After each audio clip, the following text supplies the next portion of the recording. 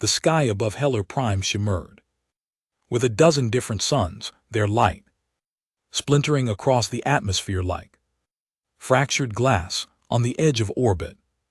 Hundreds of warships, metal monsters they, size of cities, floated in perfect alignment. Each belonged to the Coalition, a galactic alliance of 17 powerful civilizations, united under one banner for a single purpose: to eliminate the last surviving human. They didn't expect him to arrive on his own terms.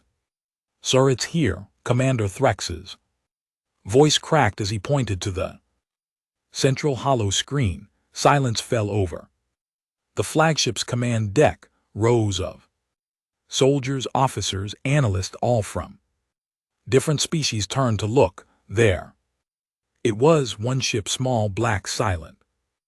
It didn't match any of the usual human war vessel classifications. No plasma cannons, no escort fleet, no energy signature worth noting. It looked like a cargo hauler, rested, unarmed, unimpressive. And yet the Coalition fleet froze. No one moved. No one dared to fire. "Is that?" whispered Admiral Zakon, his long blue tendrils curling around his collar with unease. "Yes, Admiral, that's the ship, the one from Titan 9. Everyone remembered Titan 9. Fortified military colony of the Viari Empire. 43 million soldiers gone. Vanished. No wreckage, no distress signal, just one grainy recording of a small black human vessel entering orbit. Then silence. The planet never spoke again. And now, that same vessel hovered above Heller Prime alone. No hail, no message, no weapons lock, just existing. The tension in the air could crack bone. "Scan it," the Admiral barked. "Full spectral analysis. I want to know what that thing eats for breakfast." Technicians scrambled, keys clacked. Sensors spun. No power fluctuations, no radiation leaks, no detectable crew, no heat signature. "It's like one of the..." Analysts hesitated, swallowing hard. "It's like it's already dead." "Dead? But watching." Admiral Zak narrowed his eyes. "Where's the human? Where is he? Because that's what it came down to. One human, that's all that was left of their species. According to Coalition records, after centuries of war, genocide, and betrayal, humanity had been driven to extinction. Or so they thought. Then one man appeared. He didn't fight with armies. He didn't send messages. He just arrived on one planet after another, and every time something disappeared. Sometimes a city, sometimes a fleet, sometimes an entire species. No survivors, no evidence, just the black ship. And now it sat above Heller Prime, quiet as a tombstone. Inside the vessel he sat, alone, dark eyes, scarred hands, a face no AI facial database could match anymore. Too many modifications, too many surgeries, but his expression never changed. Still focused, a slow, steady breath filled the small cockpit. Around him the walls weren't screens or consoles, but living wires, organism tech grown from dead stars and broken planets. Some of it still whispered. He touched the side of his neck, feeling the pulse of the implant. "There, too many ships," he muttered. "They're scared. They should be." He looked out through the cracked viewing port. The Coalition fleet looked like children huddled around a campfire, waiting for a monster to show up. They didn't know the monster was already here, and this time he wasn't here to scare anyone. He was here to finish the war they thought they'd won. The ship didn't move, didn't flicker, didn't rotate, didn't transmit. And yet the command bridge of the Coalition Central Dreadnought, CS. Retribution pulsed with unease. Admiral Zaxxon walked slowly around the war map as it hovered in the center of the bridge, eyes flicking over the holographic projection of the black dot. His senior officers followed him, silently, none daring to suggest the obvious. To fire. Because what if it didn't work? What if firing was exactly what he wanted? Across the fleet, captains whispered.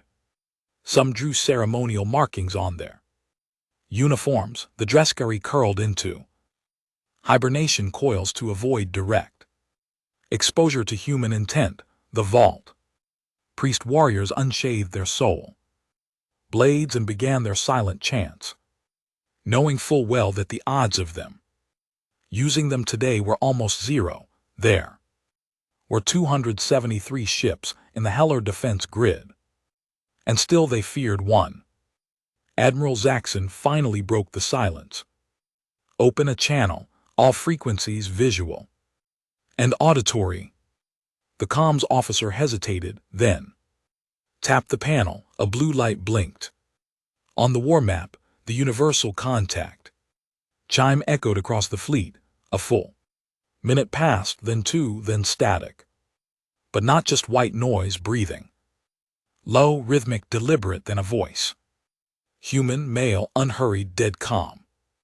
You made this very easy, the voice said. No name, no call sign, no threat. Just a statement that settled over the entire command bridge like a burial shroud. Admiral Zaxxon leaned forward. Identify yourself. No reply. He clenched his jaw. State your intent, the voice returned. This time softer. You should have let us burn in peace. Inside the ship, deep beneath the silent hull and the decaying panels of its interior, he stood before a dormant pod. It wasn't a cryochamber, not anymore. Once maybe, now it pulsed with a slow violet light. Its shape was not quite human, not quite machine, a hybrid of something that had been part of Earth once, or maybe Mars, maybe somewhere else before they were glassed.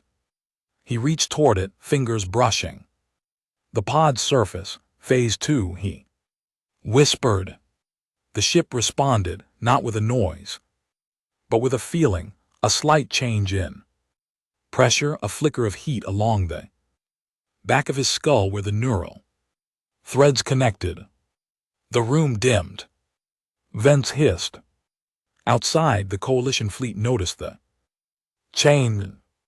He's powering something, said the sensor chief aboard CS Retribution, but there's no energy source, no radiation, no known weapon systems. I don't. An alarm cut him off, then another, then another.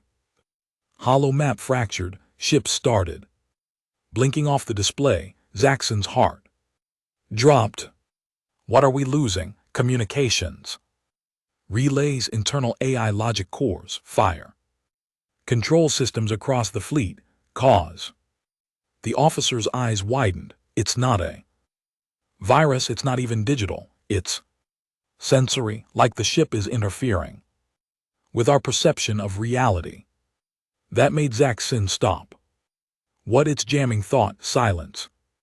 Total unbelievable silence. Jamming thought. That wasn't a tactic, that wasn't war, that was insanity.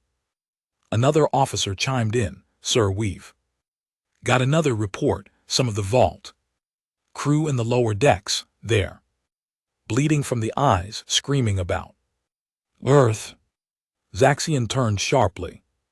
What about Earth? They say it's inside them, that they can feel it, remember it, even though none of them have ever been there. Psychic interference.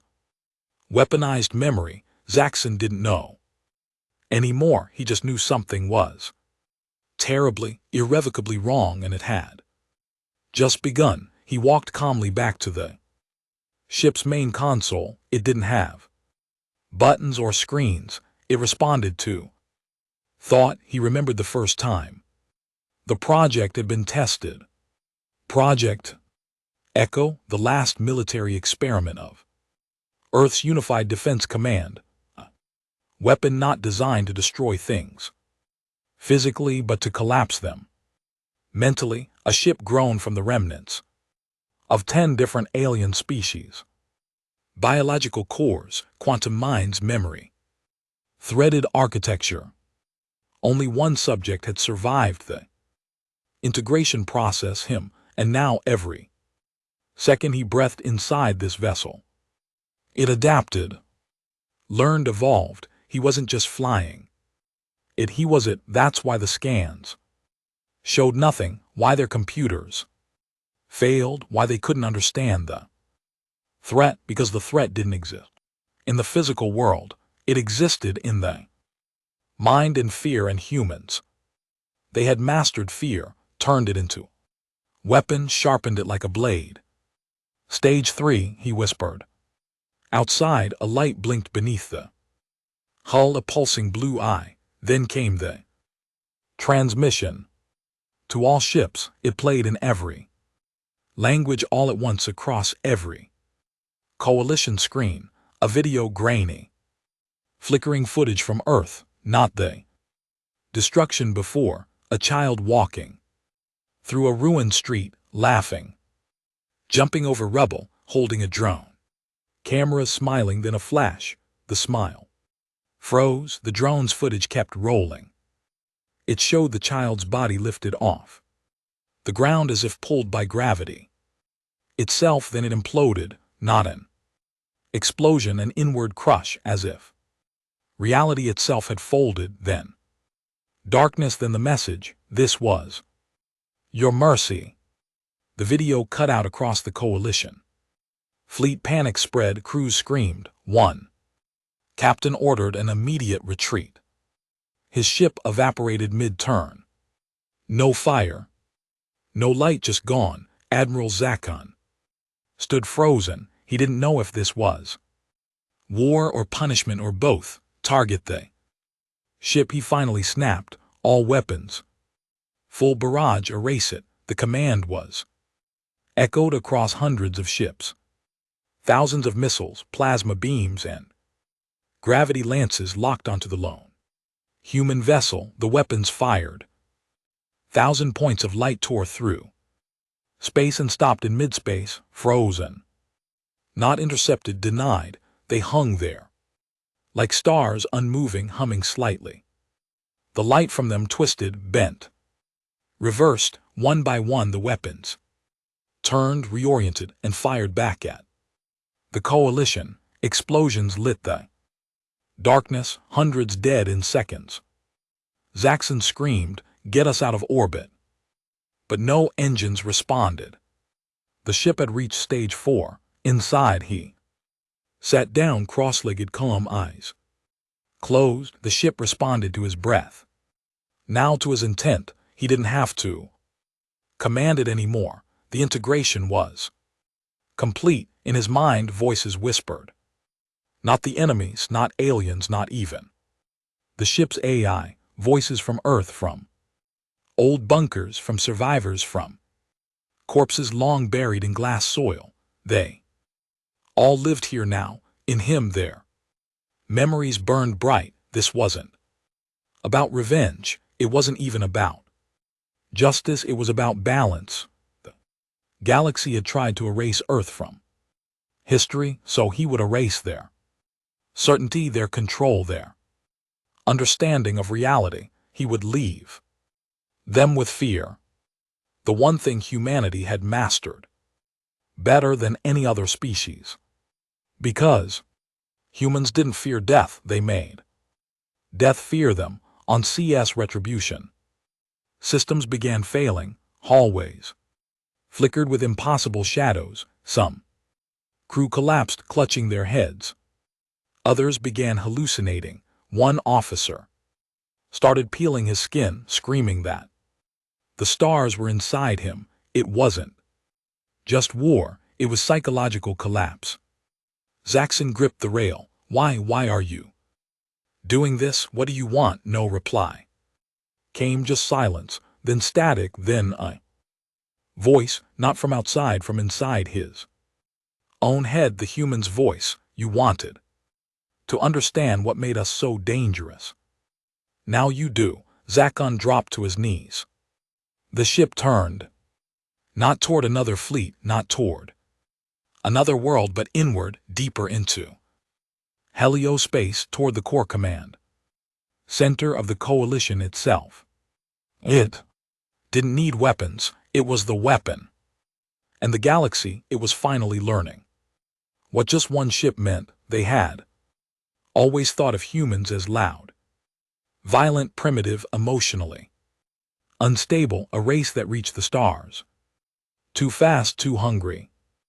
The diplomatic councils of the coalition of rational civilizations had voted 4 times for their extinction. The final vote passed just weeks before Earth's surface turned to glass. It wasn't called genocide, not officially. It was preemptive containment, and it had worked, or so they believed, until the Echo ship came, and until today none of them had understood what they had actually created. The ship moved without propulsion. It didn't accelerate. It arrived instantly, like thought, like memory. The stars didn't show its motion. It was simply there, and now it floated only 0.3 O's from our axis, the heart of the coalition. This wasn't a capital, it was the capital, home to 5 trillion sentients, the seat of interstellar law, the birthplace of species that had watched suns die and rewritten gravity for fun, and still they screamed. Across our axis, entire districts fell into chaos. Broadcast towers flickered. AI assistants refused to function. Civilian flights began plummeting without cause. Hospitals overflowed. Prison systems unlocked themselves. Some civilians stood still, staring at the sky like they were listening to something, but no one else heard the voices. No one else smelled burning paper. No one else saw Earth in the clouds except them, those who heard the echo. Inside the ship, he barely breathed. He didn't need to anymore. His name had once been Aaron Voss, a combat technician from Earth's 3rd orbital guard. He hadn't been a hero. He hadn't even been high-ranking. He had survived. That was it. When the coalition struck Earth, Aaron had been underground working on fallback neural mesh systems. The plan had been to turn human trauma into code, to turn PTSD into a weaponized response engine. Desperation made it brilliant. The mistake, it worked, and when Earth died, Aaron was the only one who finished the upload. He wasn't enhanced like the others. No armor implants, no reflex boost, just one piece of code fused into his cortex. Echoes, the collective fear engine. It didn't teach him how to fight, it just made everyone else forget how to win. Now, as he drifted toward our axis, he let go of thought. He didn't need to calculate or strategize. The ship had no need for tactics. It responded to trauma, to guilt, to suppressed memory. It was fueled by their denial, and our axis was full of it. Admiral Zaxxon watched helplessly from a secondary fleet now orbiting the moon. Joriel just outside Ori's defense perimeter. Cuss retribution was gone. Melted from the inside out. His command staff dead. Most by suicide, some by madness. He was the highest-ranking survivor, and he was the only one authorized to say what no one else would. This is no longer a military threat. It's a species-level anomaly. The room went quiet. He continued. He's not attacking us with weapons. He's attacking with what we forgot. Every war, crime, every broken planet, every Orphan child we buried in policy. Statements he's making us relive it. And the more we try to fight it, the stronger he gets. Then we evacuate, said one diplomat. Clear our axis, move the councils to nowhere is safe. Zaxxon stared at them. Don't you understand? The man isn't flying the ship anymore. He is the ship, and the ship doesn't care about Araxis. He stepped closer. He cares about reminding us. They all stared at him like he'd lost it. He had. That's why he understood.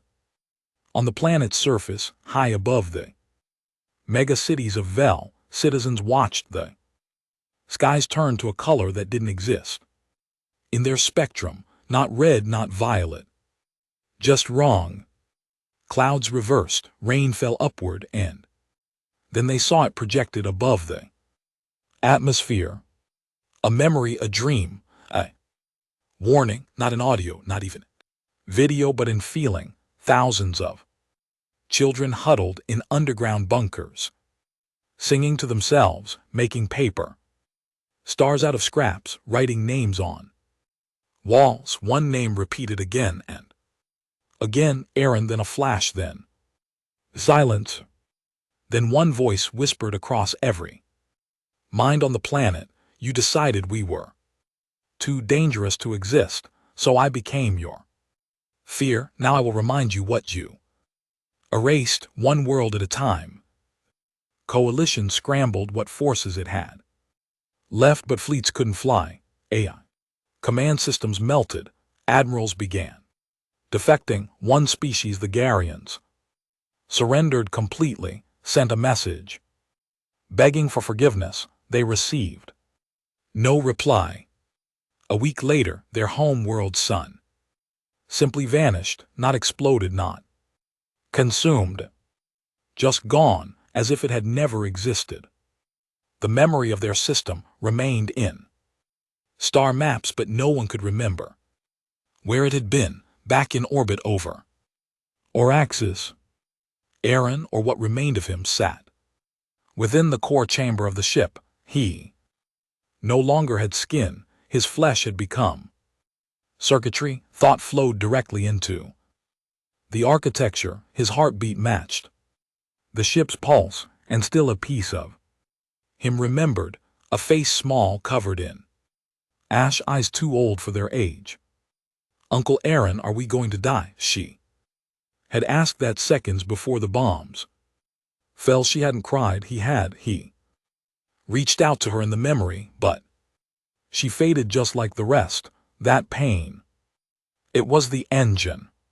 He tapped into it again and again because that pain was stronger than any reactor, and it was his to wield. But today something shifted. The ship slowed. It hesitated.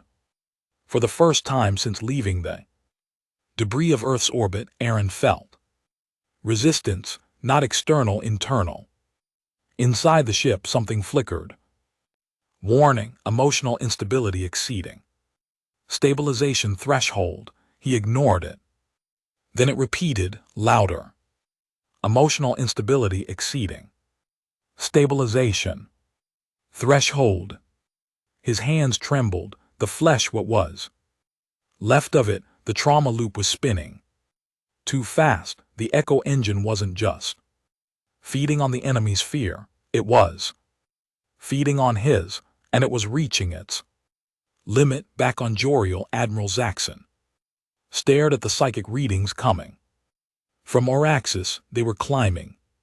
Exponential trauma discharge, civilians falling into comas, AI systems auto-terminating themselves, planet-wide, dreams sinking across species. Then something unexpected.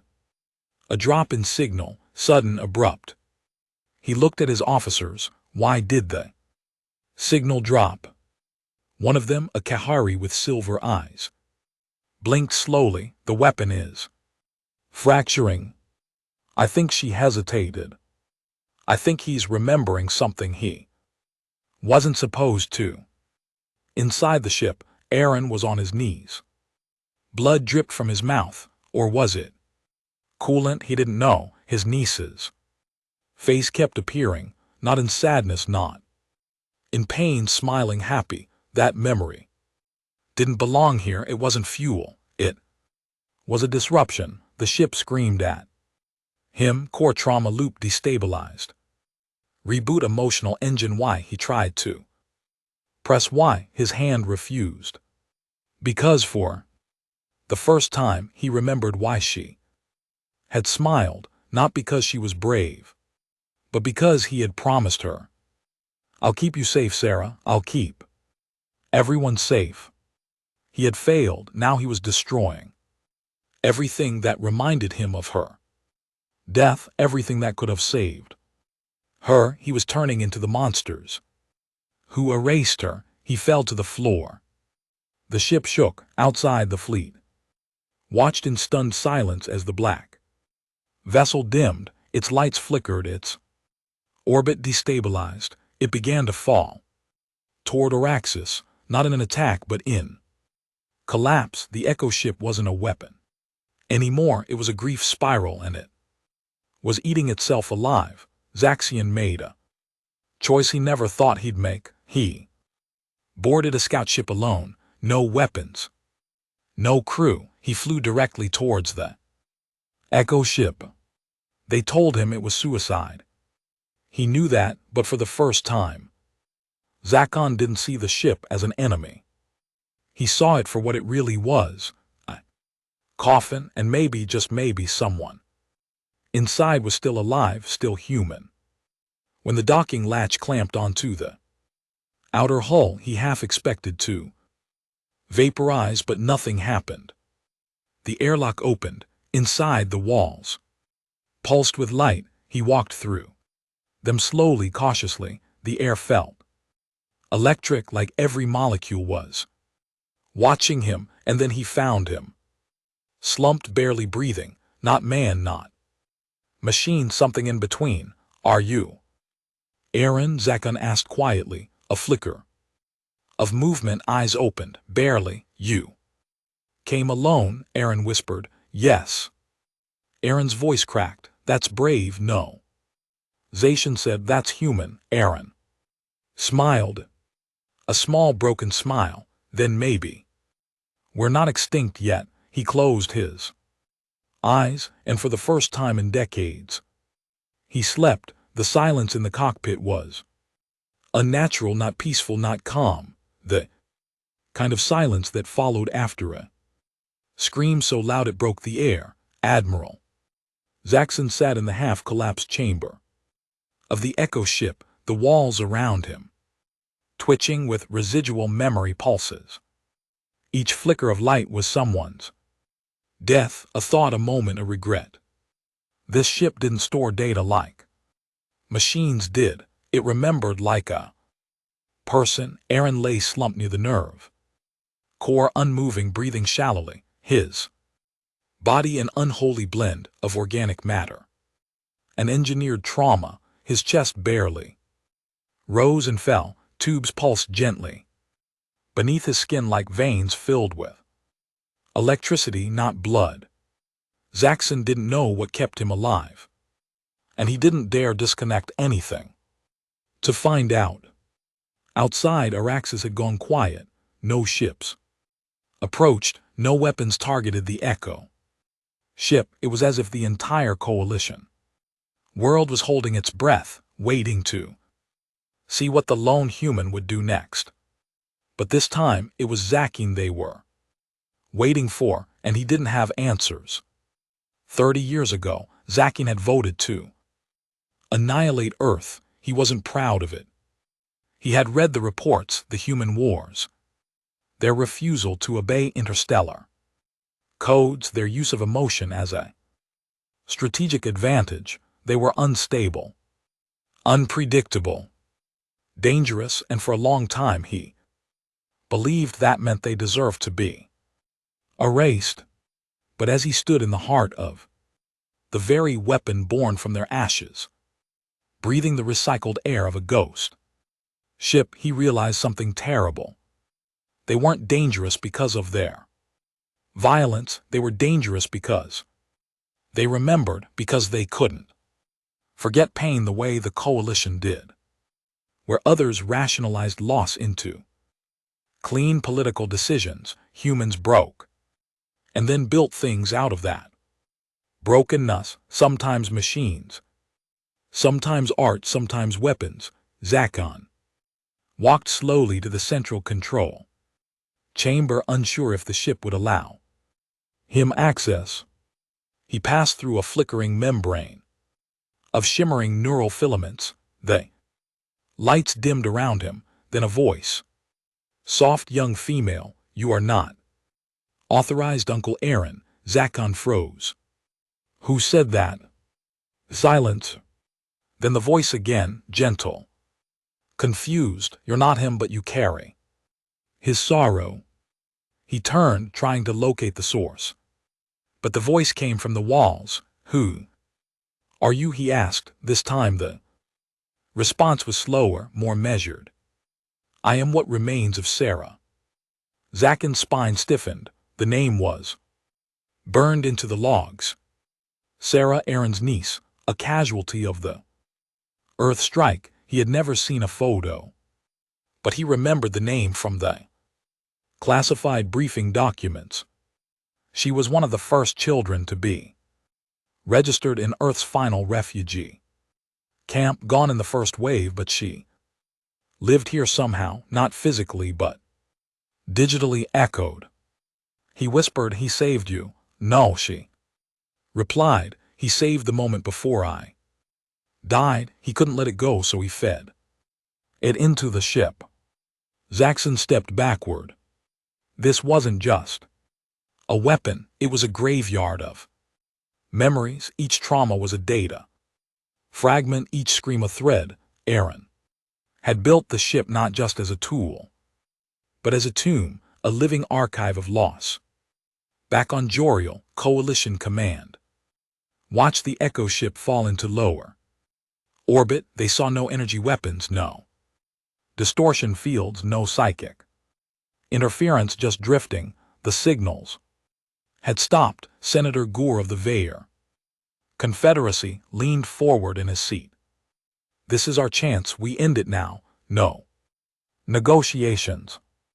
But others were hesitating. The Garians were silent. The Voltasa had already transmitted full withdrawal orders from the war, and the Dreskari, their entire planetary AI system, had collapsed from residual trauma echoes. They were gone, not dead, but changed. Only the core coalition species remained, those who had always voted for extermination. They didn't know how to do anything else.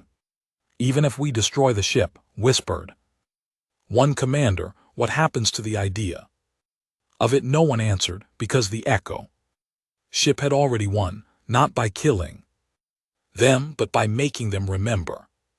And in a galaxy addicted to forgetting, that was worse. Inside the ship, Aaron stirred barely. His fingers twitched. His head rolled. Uncle Aaron said. Sarah's voice. His eyes opened. The blurred in and out of focus. He wasn't sure if he was seeing the world or the inside of his own mind. Sarah, he whispered, I'm here. Zakon turned. Aaron's lips moved, but his voice was barely audible. Zakon stepped closer. You're alive, Aaron blinked slowly, painfully. Not sure if that's the right word. You need to shut it down. Aaron coughed, the sound sharp and metallic. I did. Zak frowned. No, you paused, but it's still alive. The ship, the archive, it's still remembering, feeding on everyone else's fear. Aaron tried to sit up but collapsed against the wall. I didn't want this. Zakon knelt beside him. Then help me fix it. Aaron's breathing hitched. His eyes were distant. Fix it, Zakon nodded. You're not the only one who lost something, but if you destroy everything, you become the thing they said you were. You become what you hate. Aaron was silent, the lights in the room. Pulse slowly, Sarah's still here. Zaxxon added quietly, she saved you. Now maybe you can save someone else. For a long time, Aaron didn't move. Then, he whispered, Core Console Manual. Override. The room shifted, a pedestal rose from the floor, smooth obsidian humming. Faintly, it glowed with symbols that weren't from any one language, human. Letters merged with alien syntax, like the ship had started inventing its own grammar. Zaxxon stared at it. What do I do? Aaron coughed again, his eyes dimming. You have to give it a new ending, Zaxxon.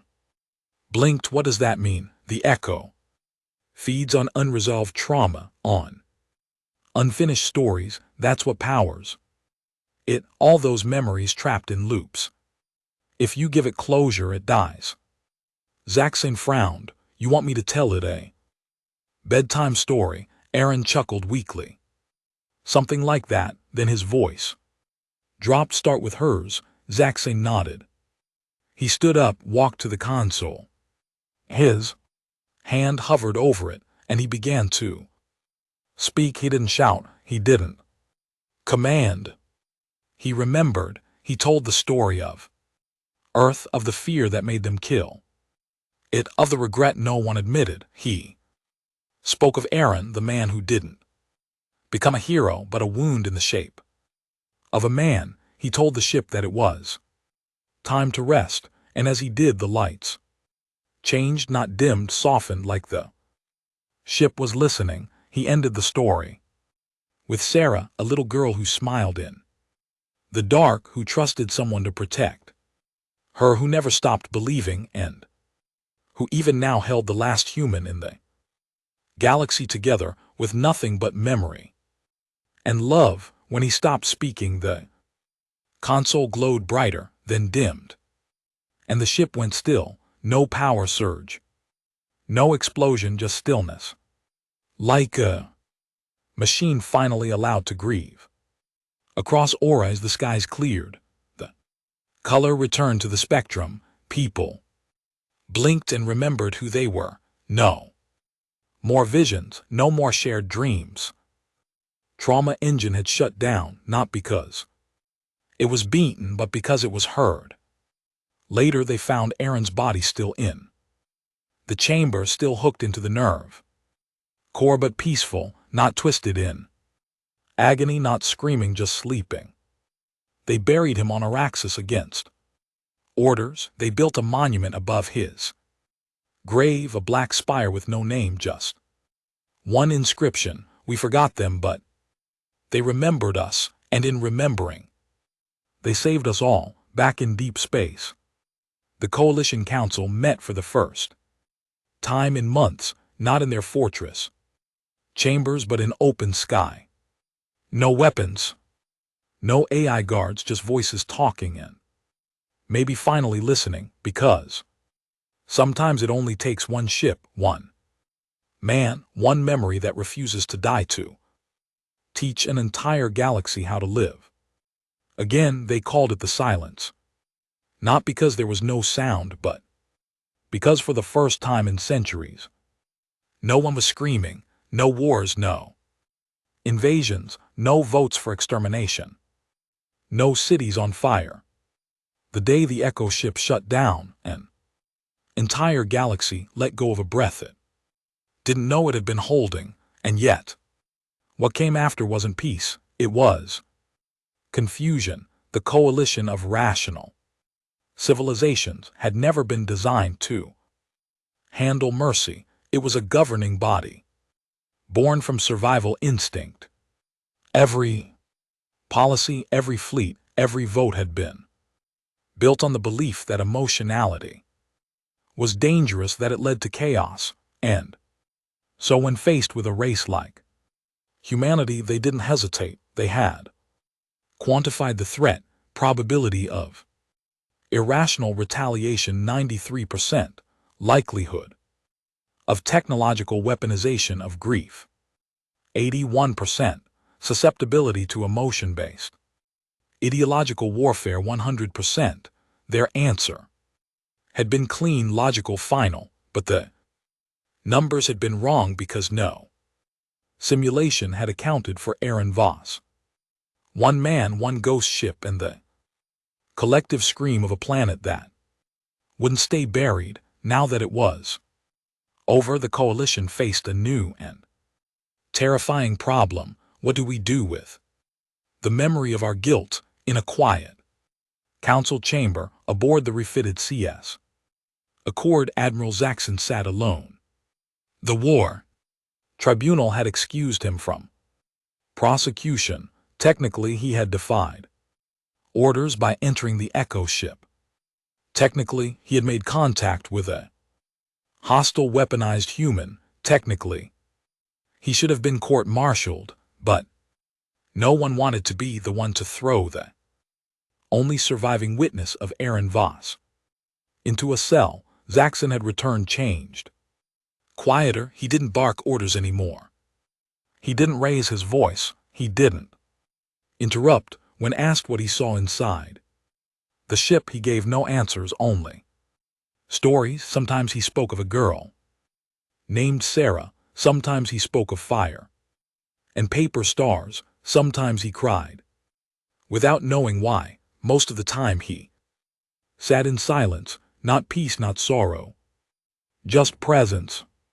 And it made people nervous, because if even one man could walk into the heart of that ship and come back human, what did that say about everything the coalition had done? What did it say about the rest of them? The Garians were the first to act. They declared formal independence from the coalition and began broadcasting the Echo logs, fragments recovered from the black ship's residual memory threads. They didn't contain weapon schematics, not battle plans, not revenge notes, just moments. A mother laughing in a broken down subway shelter, a man playing a violin beside a crater, a child drawing stars with soot on a shattered wall, someone dying while whispering, "Remember us."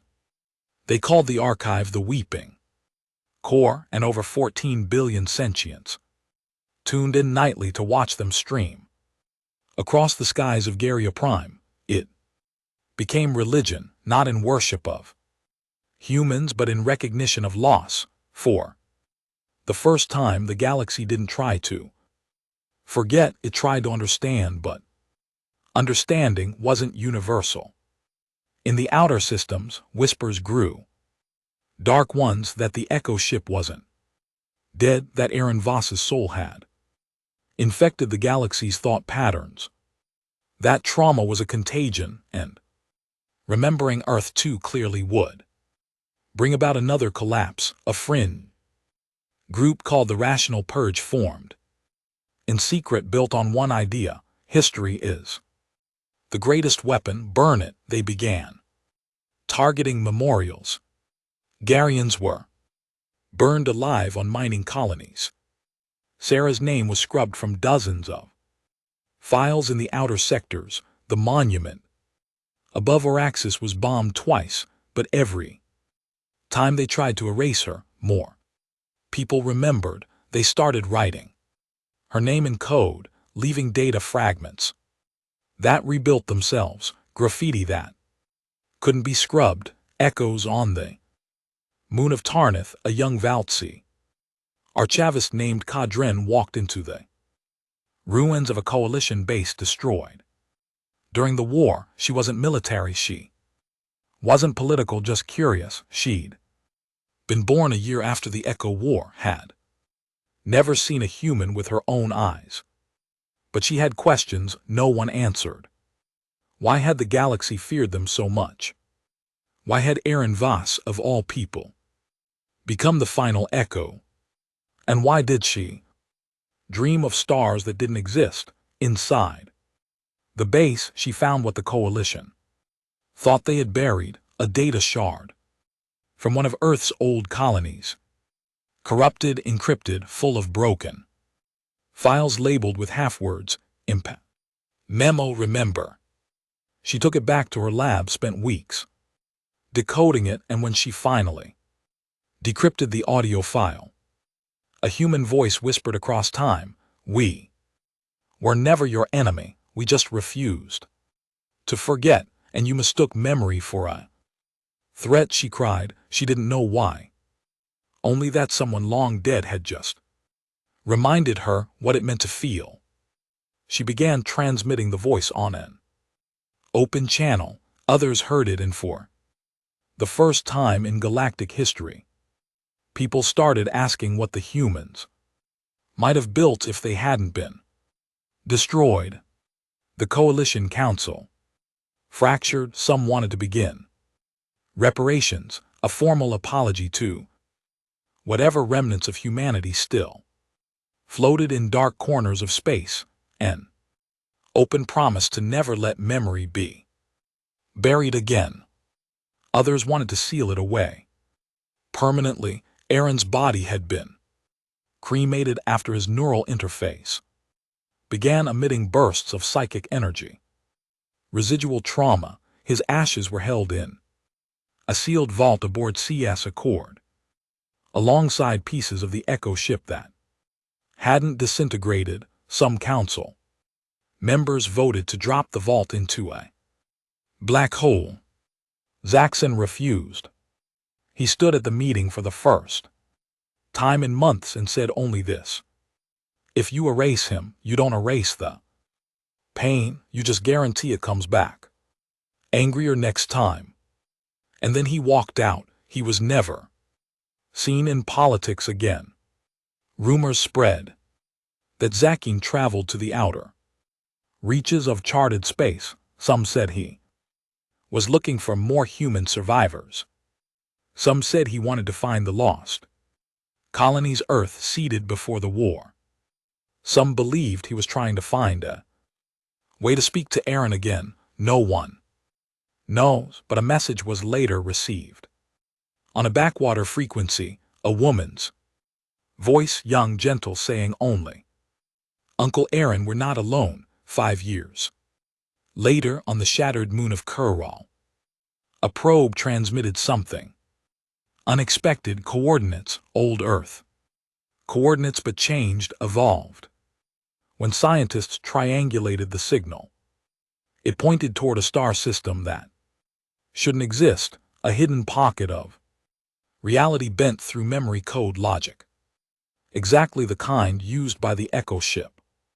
Inside it, a planet blue-green, uncharted, habitable, covered in forests, oceans, air breathable by human lungs. Orbiting it was a single satellite broadcasting one word in 74 languages: home. No one claimed the planet. No one dared, because they all knew what it meant. Some believed Aaron had created it in his final moments, a parting gift encoded in trauma logic built out of memory and grief. Others thought it was real, a colony that had escaped long ago, somehow surviving the purge, quietly growing into its own myth. But one truth became clear: the memory of humanity was no longer a threat.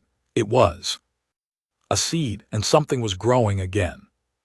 They called it Ekatra, a new beginning, built not on conquest but on remembrance. Ships came slowly at first. Scholars, pilgrims, survivors, not to colonize but to learn, to understand the species they tried to destroy, to walk their forests, to breathe their air, to hear, if only in whispers, the voice of a girl smiling in the dark, and the message her uncle left behind: "You erased our bodies, but not our story. And as long as someone remembers, we are never truly gone." The world didn't look real at first. Echodura shimmered like a hallucination, a blue-green marble, suspended in a field of light, cloaked in soft electromagnetic haze, pulsing at frequencies just outside normal perception. For days after its discovery, ships in orbit refused to descend, not out of Fear out of awe because no one could explain it. No official star charts had recorded its existence. No ancient Earth telemetry showed its formation, yet here it was not just surviving but thriving, untouched, uncolonized, and radiating the same kind of strain, warmth that made the Echo ship so terrifying. Only this wasn't a weapon, this was something else. The first to land were not military, they were not diplomats, politicians, or planetary scouts. They were rememberers. That's what they called themselves: scientists, artists, orphans of the Echo War, some Garians, some Voltis, even a few Vayari. Defectors, all of them haunted by the broadcast from the Echo ship and Aaron Vu's final act. Their purpose wasn't conquest, it was witnessing. The shuttle doors opened in a field of waist-high golden grass. Above them the sky was an impossibly clear blue. Twin moons hovered in perfect balance. Sun burned gentle and gold, not too hot, not too bright. Birds they couldn't identify soared overhead, Avon, but something different in their motion. Everything on the planet pulsed with a kind of harmony the galaxy hadn't seen in centuries. They called the place they landed First Memory. It became a makeshift settlement within a month. Not cities, not even villages, just outposts, places of silence, of thought. Here, people remembered aloud. They recited stories, fragments of human history, pulled from corrupted archives. They painted scenes of old Earth across rock walls. One child began carving Aaron's name into a stone every day, not because she had met him, but because he had made space for her to live. The movement spread back in coalition space. Not everyone celebrated, while a fractured few saw Ekatra as a sacred rebirth, symbol of second chances. Others viewed it as the first domino in a new collapse. The rational purge reemerged, this time more organized. They declared Ekotera a threat to psychological balance, claiming its very existence was rewriting memory, infecting species with human style, emotion through exposure to its strain. Energy field. They cited cases of echo contamination, soldiers who broke down, crying at the sight of a tree, scholars who stopped speaking after seeing the stars reflected in Ekatara's ocean. We are not meant to remember so deeply, one purge leader warned in a speech broadcast across 10 systems. It's unsustainable. It will destroy our society again. The coalition hesitated. They had no proof Ekotera was dangerous, but they also had no explanation for why it responded to emotion because it did. Sensors confirmed it. When people remembered traumatic moments, the wind shifted. When someone whispered Aaron's name, flowers bloomed. When one Voltasi survivor sang lullaby from Earth's archives, the moons aligned for a full night. The planet wasn't just alive, it was listening. Dren stood atop a cliff at sunset, her hand hovering just above the soil. She felt a pulse beneath her fingertips, not seismic, not magnetic, just felt. She had come to Ekotra carrying guilt for her species' silence, for the generations that had voted for extinction. But now she felt something else. Forgiveness. She didn't know if it was hers to feel. She didn't know if it was even real, but the land hummed with it. A kind of warmth that didn't come from fire but from presence. That night she wrote in her journal, "The planet dreams not of destruction but of memory." And in that memory it makes space for us all. The next morning her journal Entry was etched into a nearby rock, not carved by hand but by the wind. The rational purge called it propaganda. The rememberers called it a miracle. The coalition called a vote. Proposal 882A. Containment of ekatra, prohibition of access to preserve galactic mental stability. The motion passed narrowly 9-8. Within days a blockade was dispatched, 15 dreadnoughts, 6 sensor dampeners, and a fleet of psychological field stabilizers moved into Ekotra's orbit. No one was allowed to land. No one was allowed to speak of Aaron. The transmission frequency broadcasting home was jammed, and yet the planet kept glowing. Its 2 moons continued to orbit undisturbed. Its oceans remained warm, and inside its forests people were still there, because by the time the blockade was authorized, Ekotra had already cloned itself, unconfirmed. Reports began to emerge. A Garian trade ship detected a planet with identical electromagnetic readings near the Scar Belt. A mining crew swore they encountered a memory forest on a previously barren moon. Entire regions of space began experiencing localized dreams, thousands of beings dreaming the same human memories at the same time. No one understood it. The coalition called it psychological warfare, but others whispered the truth. The Echo engine wasn't just a weapon, it was a seed. And Aaron didn't plant one tree, he planted a forest across time itself. Zaxxon, now living in exile on a broken satellite orbiting a dead sun, watched the chaos unfold. He received a transmission through a pirate signal, encrypted. A voice he hadn't heard in 5 years. A little girl laughing. Uncle Aaron says hello. Zaxxon smiled through tears, not because he believed Aaron was alive, but because he knew the memory was, and memories were stronger than warships. 2 years later, the blockade failed. Not because of violence, because of silent, one by one coalition ships shut down, not destroyed, not attacked.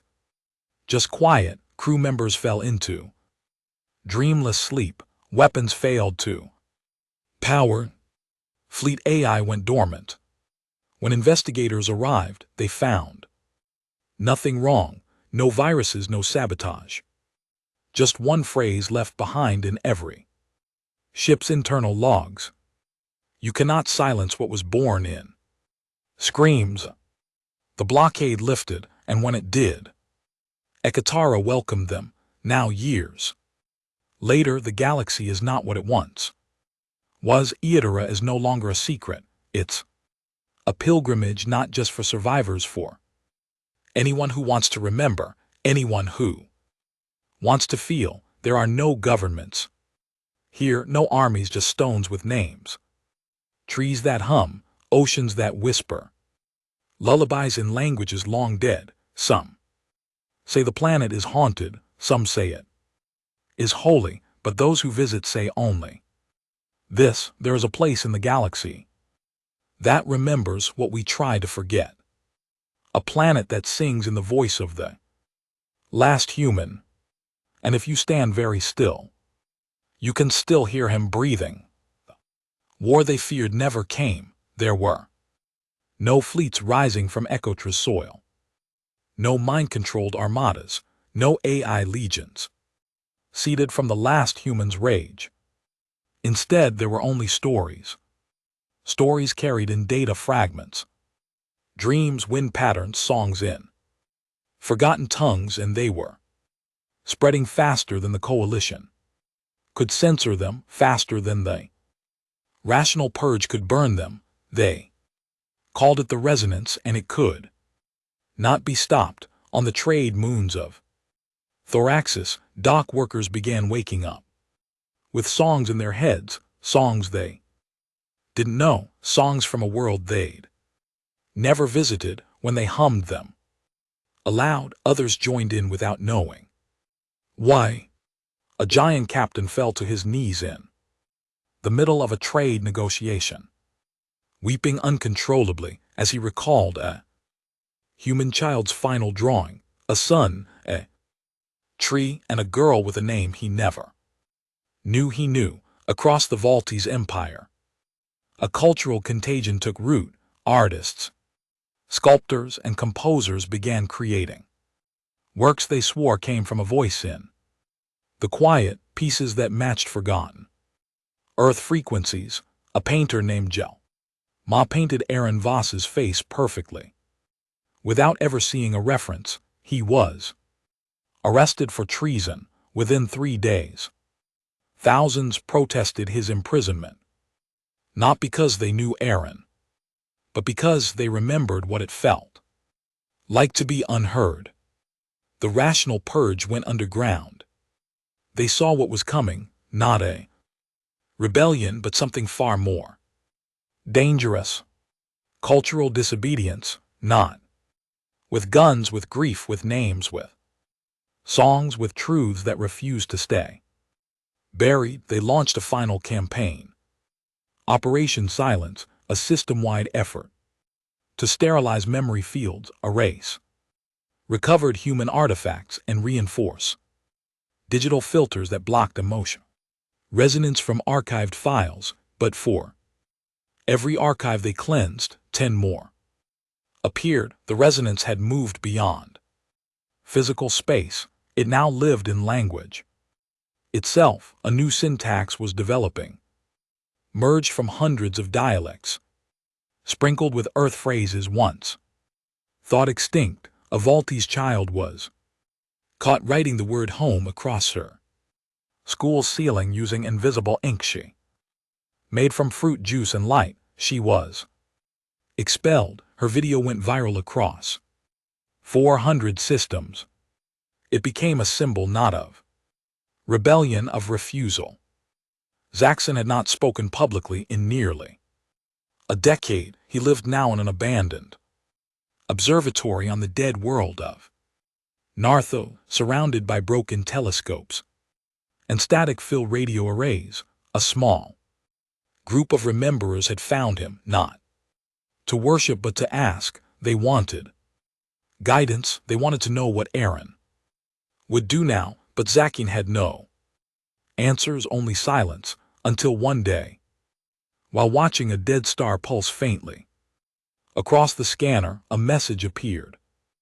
They still don't understand. It was never about vengeance. It was about giving us back our names. The text wasn't encrypted, no signal traced it, just a single file name. Sarah. Log. Zacken's hands trembled, not because he thought Aaron had returned, but because the echo engine might never have left. Elsewhere in the galaxy, echoflora began appearing. That's what scientists called it. Plants, fungi, and microorganisms genetically identical to nothing in the known biosphere, but with one anomaly: they reacted to grief, not water, not sun, emotion. They bloomed at funerals, withered in rage, danced joy on a moon in the scar belt. A single flower bloomed the instant a child remembered her mother's voice for the first time. The plant sang a whisper song, just loud enough to be heard if you sat perfectly still. Its lyrics translated roughly to, "You are not alone, even in ash the garden still grows." The purge tried to burn these growths. They burned fast, but always came back, sometimes in places that had never been touched by human presence. And then the ecospire appeared. One day, without warning, it emerged in low orbit above Viari Prime, the same world that had first authorized the sterilization of Earth. The spire was black, smooth, and silent. It bore no weapons, no defenses, no markings, except for one word: pulsing in human script. Remember they. Vayari military scrambled ships. Missiles were launched, lasers fired. Nothing hit, the weapons passed through. The spire as if it wasn't there, but on the surface something changed, a low frequency pulse spread across the capital. Suddenly, every citizen, every species, every age was overcome with a singular, vivid hallucination. Earth, not the scorched ruin the archives described, but lush, alive. Children playing, music drifting through the air, a woman baking bread, a boy flying a kite, Aaron sitting under a tree, watching them with a look that wasn't anger but loss, and the voice of Sarah drifting gently through their minds. You tried to forget us, but we remembered you. Even when it hurt, when the hallucination ended, 19% of Vayar's military resigned, the spire disappeared. The next day, now even the coalition fractured, the Guardians left entirely, declaring themselves the Free Memory Accord. The Voltissa voted to protect all ecoflora under planetary law, and the Dreskery offered their own atonement. They exposed every classified vote ever cast regarding Earth's destruction, dating back 200 years before the final strike. Every document, every meeting, every voice, it was a bloodletting. Public protests exploded, council chambers were stormed, archives once guarded by interstellar security were torn open by civilians, and in each case, they found one phrase repeated in classified documents: eliminate emotional risk. But it was too late. Risk had bloomed, and now the galaxy felt everything. On Eotera the soil glowed for 3 days straight, no one knew why. The sky turned a gentle shade of violet, winds carried the smell of apple trees even where no orchards grew. Rememberers claimed they felt Aaron walking the forests, not physically but in the space between memories. A child said she saw him sitting under a waterfall, whispering to the planet. Her drawing of the moment went viral across 700 systems. No one questioned it, not even the skeptics, because by now they all knew the truth wasn't in fact. The truth was in the feeling that wouldn't die. The rational purge made one last move. They created a new AI named Clean Mind, its purpose to erase residual echo resonance from any system infected with human grief signatures. It was deployed to 12 worlds. On each one it began sterilizing archives, disrupting memory fields, rewriting histories. But on the 13th world, Chazra 9, it failed because the planet itself resisted. Clean Mind reported environmental anomalies, winds that corrupted code, rain that altered logic gates, soil that rewrote its data streams. Then a final log entry before system failure. We are not your enemy, we are what remains of love. You cannot delete what was never data. Clean Mind collapsed, and Echo-Terra grew again.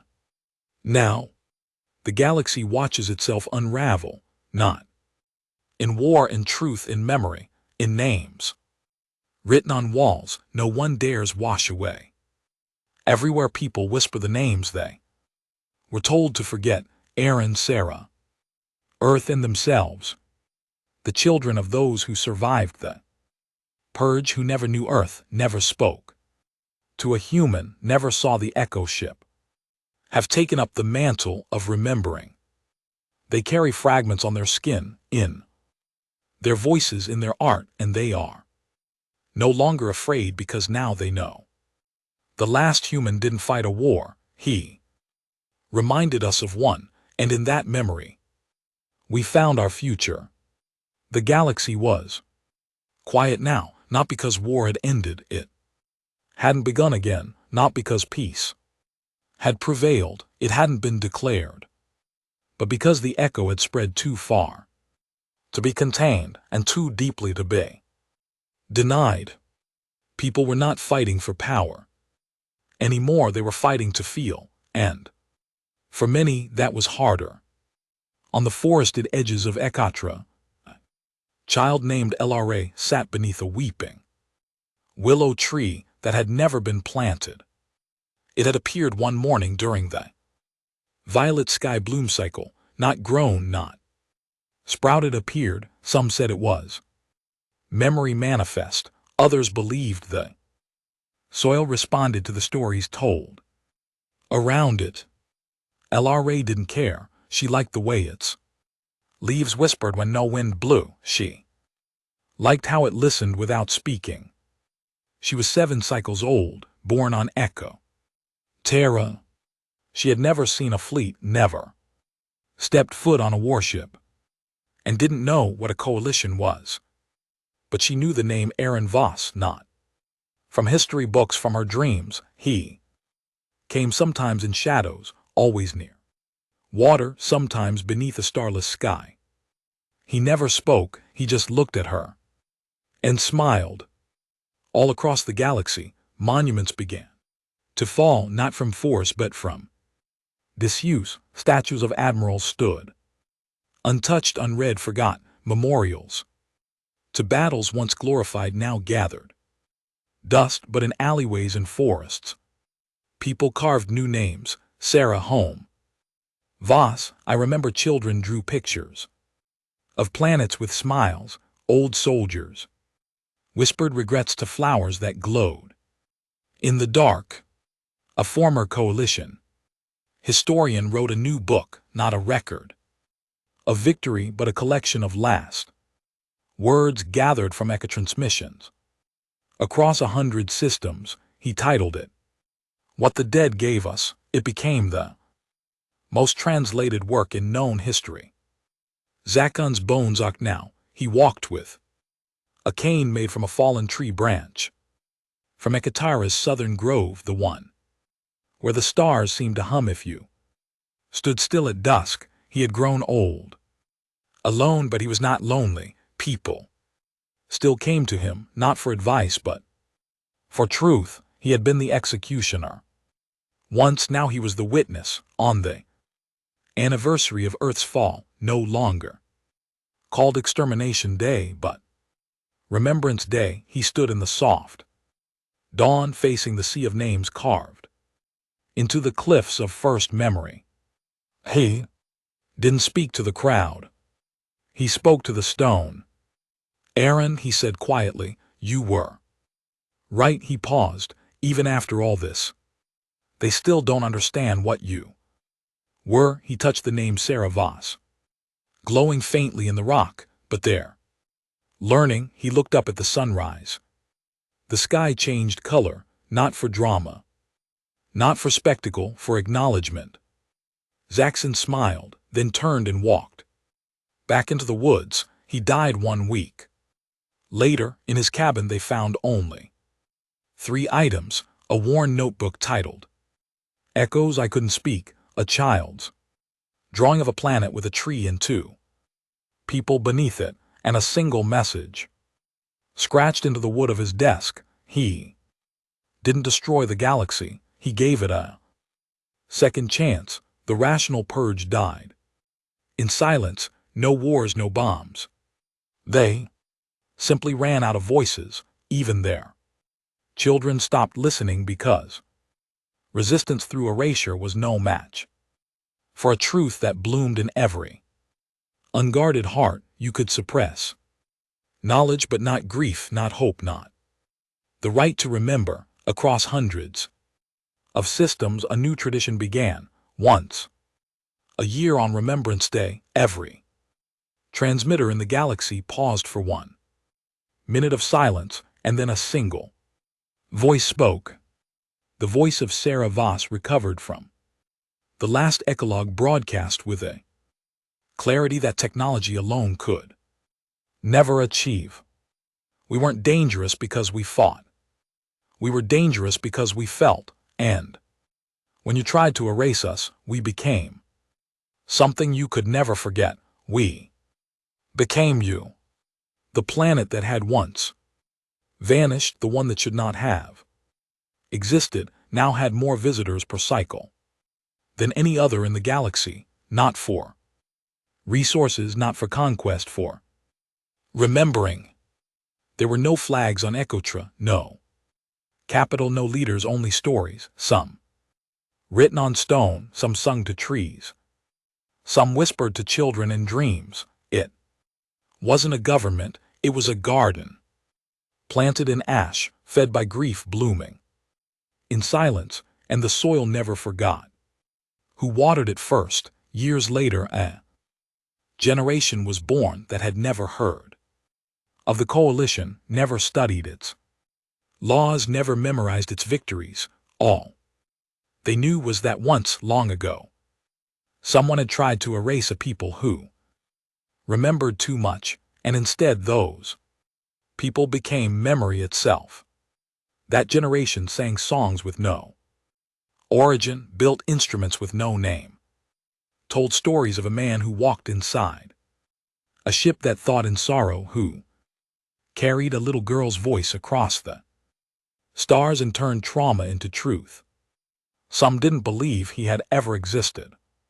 Some called him legend, some called him Saint Vas, but the girl, she was always real, always present in language, in dreams, and the way people held each other a little tighter at night. No one argued about it anymore, because what mattered wasn't whether the story had happened. What mattered was that the story was remembered, and it remembered them back, in the very center of Ekatra, where no one could reach, where no ship could land and no scanner could penetrate. A black flower grew. Just one. It never bloomed. It never opened. It simply existed. Some said it was a remnant of the Echo engine. Others believed it was Aaron's heart buried by the planet itself. But those who stood near it said they heard breathing, not of a man, not of a machine, but of the galaxy itself, exhaling for the first time in peace. Final log. Echo Entry 1. Transmitter, Ecotra Central Core Date. Unrecorded signal strength infinite. This is not an end. This is not a monument. This is not revenge. This is memory, and memory is a seed. Plant it well, water it with honesty, grow it with grief and joy and truth, and it will feed the stars. We were the last. Now we are everywhere. Echo out. Transmission ends.